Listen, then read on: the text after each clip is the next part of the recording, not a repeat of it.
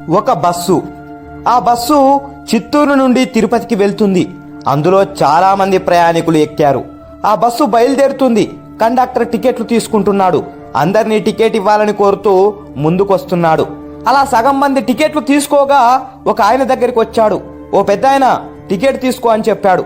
ఆ పెద్ద మనిషి తన జేబులో అన్ని తుడుముకొని చూసి, అరే నా జేబులో 500 రూపాయల నోటు ఉండాలి, అది ఎక్కడో పడిపోయింది అని ఆ పెద్ద మనిషి చెప్పాడు. కండక్టర్, లేదు, నువ్వు ఖచ్చితంగా టికెట్ తీసుకోవాలి, లేదంటే నిన్ను ఈ మధ్యలోనే బస్సులో నుంచి దింపివేయడం జరుగుతుంది అంటూ ఆ పెద్ద మనిషిని తిట్టసాగాడు కండక్టర్. ఆ పెద్ద మనిషి, అయ్యా, నేను ఒక ముఖ్యమైన పని మీద వెళ్తున్నాను, నేను ఈ క్షణాన అక్కడికి వెళ్ళకపోతే చాలా ప్రమాదం జరుగుతుంది, నేను ఖచ్చితంగా వెళ్ళాలి అని కండక్టర్ని వేడుకుంటూ ఉన్నాడు. ఇంతలో ఆ బస్సులోనే ఇంకొక రెండో పెద్ద మనిషి, అయ్యా, అతని టికెట్ నేను తీసుకుంటాను, అతన్ని తిట్టొద్దు అంటూ రెండో పెద్ద మనిషి మొదటి పెద్ద మనిషికి టికెట్ తీసుకున్నాడు. మొదటి పెద్ద మనిషి ఆ టికెట్ తీసుకున్న రెండో పెద్ద మనిషిని చూసి, అయ్యా, నువ్వు నిజంగా దేవుడవయ్యా అని మొక్కడం మొదలుపెట్టాడు. నాకు ఈ ప్రయాణం ఎంతో ముఖ్యం, అందరిలోనూ నువ్వు నాకు టికెట్ తీసుకున్నందుకు నువ్వు దేవుడవయ్యా అని తను బస్సు దిగి ఇంటికి పోయిన తర్వాత కూడా బస్సులో ఒక పెద్ద మనిషి నాకు టికెట్ తీసుకున్నాడంటూ ఇంకా మనసులో ప్రార్థిస్తూ ఉన్నాడు.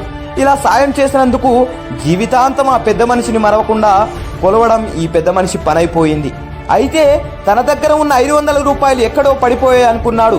కానీ రెండో పెద్ద మనిషి ఇతని 500 రూపాయలు దొంగలించింది అతనికి తెలీదు. 500 రూపాయలు దొంగిలించి 50 రూపాయల బస్ టికెట్ తీసుకొని దేవుడవయ్యా అనిపించుకున్నాడు ఆ రెండో పెద్ద మనిషి. రాజకీయాల్లో ఉన్న పెద్ద మనుషులు కూడా ఇంతే.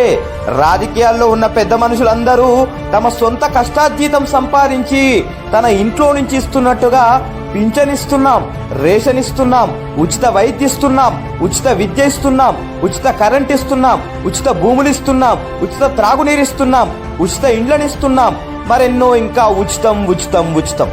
ఇవన్నీ ఊరికనే మనకు ఉచితంగా ఇవ్వట్లేదు కదా, మన డబ్బులే తిరిగి మనకిస్తున్నారు.